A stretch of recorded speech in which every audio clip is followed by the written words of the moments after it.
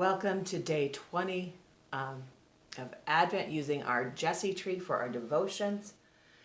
We have been spending time this Advent recalling stories of the Old Testament and God's work with God's people up until the birth of Jesus. Today we're going to talk about an interesting character in the Old Testament.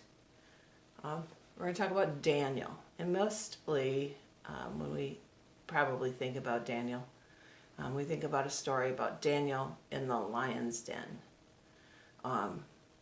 which is also, it's a very interesting story. But the story starts before then. Who is Daniel?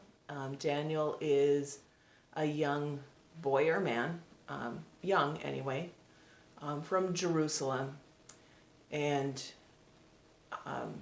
he ends up in exile in Babylon under and where King Nebuchadnezzar is the ruler.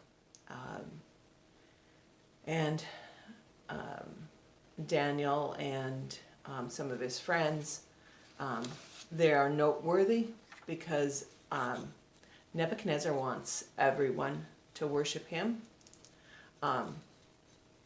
but Daniel and his buddies, they stay true to their God. But they are in the service of King Nebuchadnezzar in Babylon. Nebuchadnezzar is quite the character. And he's having some disturbing dreams. And he wants them interpreted. But the catch is that he won't tell the interpreters what his dream is. They have to both figure out what his dream is and tell him what it's about.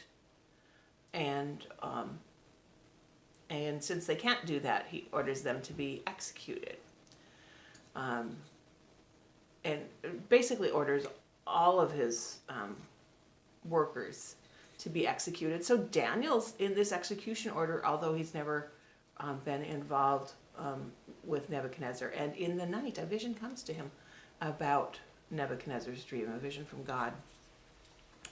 So he calls a halt to the execution and then tells Nebuchadnezzar about his dream. So we're going to pick that up in Daniel in the 2nd chapter. Let's see. I find the right page. And this is from the Message version of the Bible. And my cat's helping me with devotions today. She thinks the corner of my Bible is a great place to rub her whiskers. So here's Daniel's interpretation. What you saw, O king, was a huge statue standing before you, striking in appearance and terrifying. The head of the statue was pure gold, the chest and arms were silver, the belly and hips were bronze, the legs were iron, and the feet were an iron ceramic mixture. While you were looking at this statue, a stone cut out of a mountain by an invisible hand hit the statue, smashing its iron ceramic feet. The whole thing fell to pieces, iron, tile, bronze, silver, and gold, smashed to bits. It was like scraps of old newspapers in a vacant lot in a hot, dry summer, blown every which way by the wind, scattered to oblivion. But the stone that hit the statue became a huge mountain, dominating the horizon. This was your dream. And then I'm going to skip ahead a little bit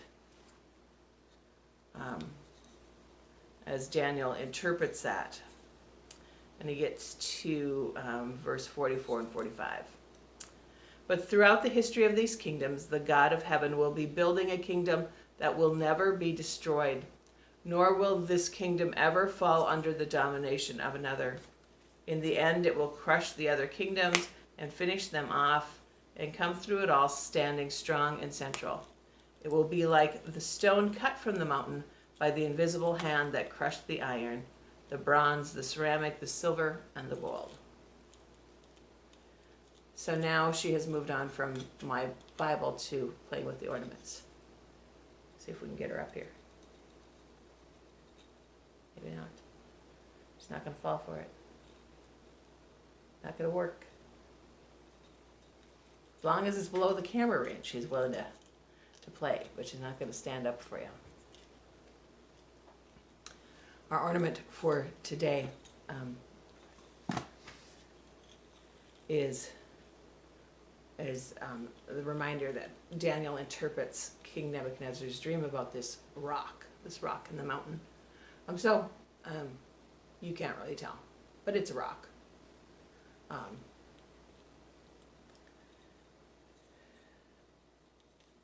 And so we're going to put our story about Daniel up on our tree.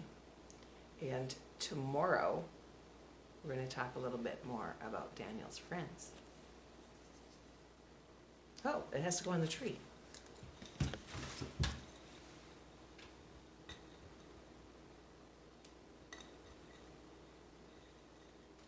You'd think I would know how it goes after this many days. Have a good day.